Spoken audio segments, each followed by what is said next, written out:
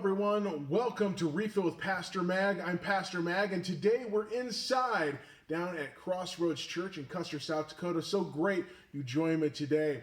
Now, some of you have been asking me, Pastor Mag, why haven't we done Psalm chapter 44? And that is a great question. It got skipped. That's what happened. So today we're going to be reading Psalm 44 and just going from there. So let's read together and we'll break it down. The psalmist says, verse 1, "O God, we have heard with our ears, our fathers have told us what deeds you have performed in their days, in the days of old. You with your own hand drove out the nations, but them you planted. You afflicted the peoples, but them you set free. For not by their own sword did they win the land, nor did their own arm save them, but your right hand and your arm, and the light of your face, for you delighted in them. You are my king, O God, ordained salvation for Jacob. Although we push down our foes, although your name we tread down those who rise up against us. For not in my bow I trust, nor my sword save me, but you have saved us from our foes, and you have put to shame those who hate us. In God we boast continually, and we will give thanks to your name forever. But you have rejected us and disgraced us, and not gone out with our armies. You have made us to turn back from the foe, and those who hate us have gotten spoil. You have made us like sheep for the slaughter. You have scattered us among the nations. You have sold your people for a trifle, demanding no high price for them. You have made us the taunt of our neighbors, the derision and scorn of those around us. You have made us a byword among the nations, a laughingstock among the peoples. All day long my disgrace is for me. My shame has covered my face. At the sound of the taunter and reviler, at the sight of the enemy and the avenger, all has come upon us. Though we have not forgotten you, and we have not been false to your covenant, our hearts has not turned away, nor your steps departed from your way. Yet you have broken us in the place of jackals and covered us with the shadow of death. If we had forgotten the name of our God or spread out our hands to a foreign God, would God not discover this? For he knows the secrets of the heart. Yet for your sake we are killed all day long. We are regarded as sheep to be slaughtered. Awake! Why are you sleeping, O Lord? Rouse yourself. Do not reject us forever. Why do you hide your face? Why do you forget our affliction and oppression? For our soul is bowed down to the dust. Our belly clings to the ground. Rise up and come to our help. Redeem us for the sake of your steadfast love." Wow.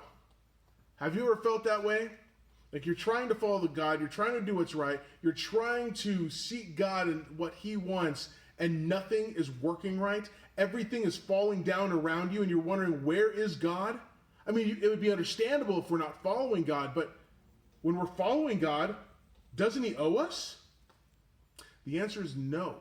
God does not owe us. God owes us nothing. We deserve death and hell. That's all we deserve. That we are even able to serve God as a blessing from him. And yet, it's amazing, he does not forget us.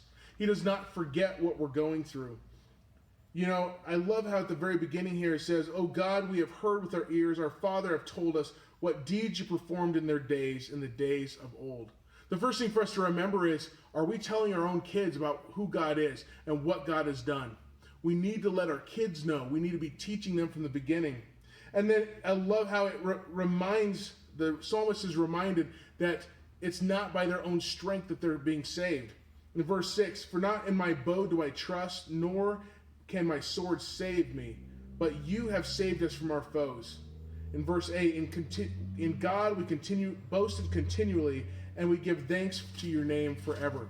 They are being destroyed. They're not having what they want to have happen. They continually are being what they would feel is let down, and yet what are they doing? They're boasting in God, because their strength is not in them. It's not in their own power, in their own ability, in their own weapons. We see story after story in the Revolutionary War, all the way to World War II, and beyond, how God shows up in amazing ways and protects the United States, protects those who are fighting for justice. And yet, he doesn't always do it how we want him to do it. We see that in the rest of the psalm, how they are trying to serve God, and yet they're not being saved how they want to be saved.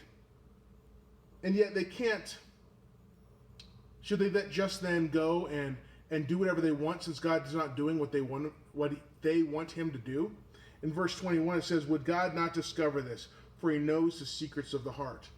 And so instead of just sitting there and fuming at God not doing what they want, they take it to him and say, God, help us. We need help with this. They don't go and run and do their own thing. They don't go run and sin. They go back to God and say, God, we need your help. Because in verse 26, redeem us. Why? For the sake of your steadfast love. You see, everything God does goes back to his glory. It goes back to show how amazing he is. Now we can say, well, that's really conceited and prideful. It would be if it was us, but we are created beings. God is infinite. No one comes in comparison to God and his amazingness.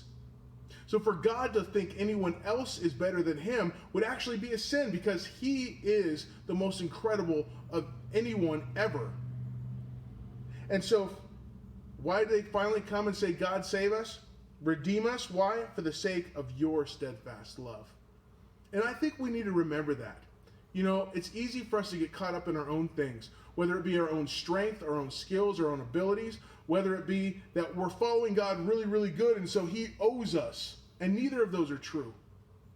We seek that God would save us not because of who we are or what we can do, but because of who he is and for his glory.